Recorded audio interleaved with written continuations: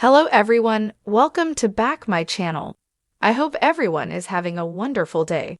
Before starting the video, please go ahead and hit the subscribe button. All products and services featured are independently chosen by editors.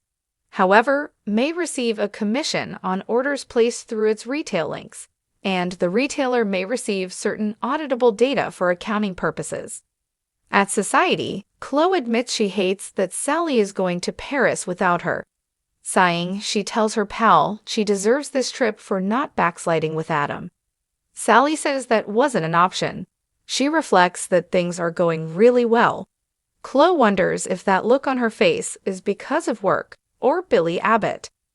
Chloe offers up her opinion of Billy, saying he's funny and brilliant, and also broken, which is catnip for women like her, Victoria, Lily, Chelsea, and now Sally. Sally admits her smile might be because Billy is going to be in Paris at the same time as her. Chloe thinks that's great. It's a trip to a foreign country, not a lifetime commitment, which would be a different story. He doesn't have a great track record. Sally touts him starting up his business and complains people only focus on his mistakes. He's going to prove to the corporate world that he's one of the best. Chloe's unconvinced. At his place, Billy thanks Jack over the phone for the deposit to fund his new company. The doorbell rings and he calls, "It's open." Phyllis and Daniel come in and Billy asks, "Are we celebrating or what?" Daniel says, "I guess that depends on you."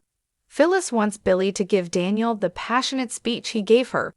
Billy asks, "How did that go again?" They sit and Billy says this will be delicate and a lot of work. Everyone has to be all in. He'd love to hear what Daniel's thinking given he's been apprehensive.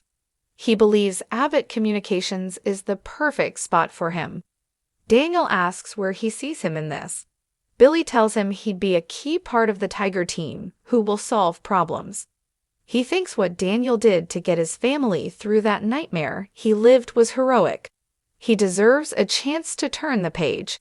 Daniel appreciates that but isn't sure he should be turning that page with Billy.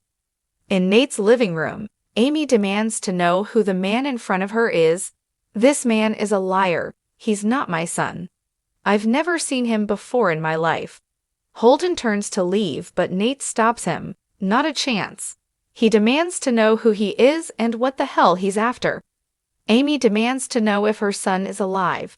"What have you done with him?" Holden holds up his hands and admits he works for Damien. He sent him to meet with Nate because he doesn't know him and doesn't have time for random meetings. Amy asks why he'd be so secretive. Holden says he values his time and privacy. Nate accuses him of running a scam on him. Holden counters that he offered a job that didn't exist. Amy says Holden obviously knows where Damien is. She wants him to take her to him immediately. It's a matter of life and death. Amy tells Holden she has to see her son before it's too late. Holden says Damien made himself very clear. Amy cries that there's something he needs to know. She loves him and forgives him for shutting her out. She needs him to forgive her. Nate tells Amy that Holden gets that she's a good woman and a good mother. He urges her to slow things down. Amy tells Holden she needs to see her son. "You could do the decent thing and help me." Holden didn't sign up for any of this. Amy says that's between him and Damien. "Are you going to help me?" Holden asks what she meant by "before it's too late." At Society, Chloe denies she's picking on Billy. Sally suggests she imagined the best about his new venture.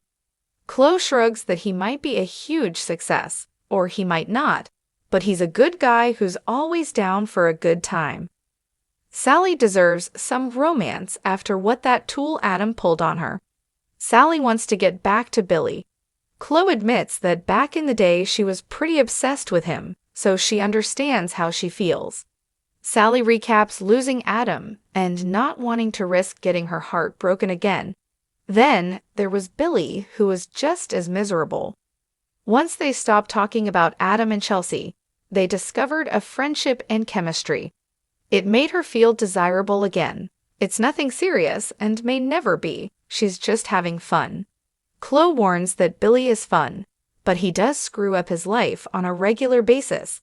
You are the catch here.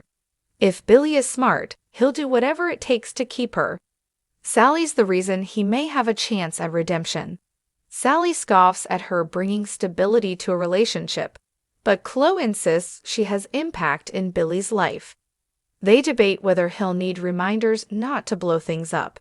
Sally thinks he'd be perfectly fine without her and vice versa. Chloe nods. You're worried about getting too invested and attached.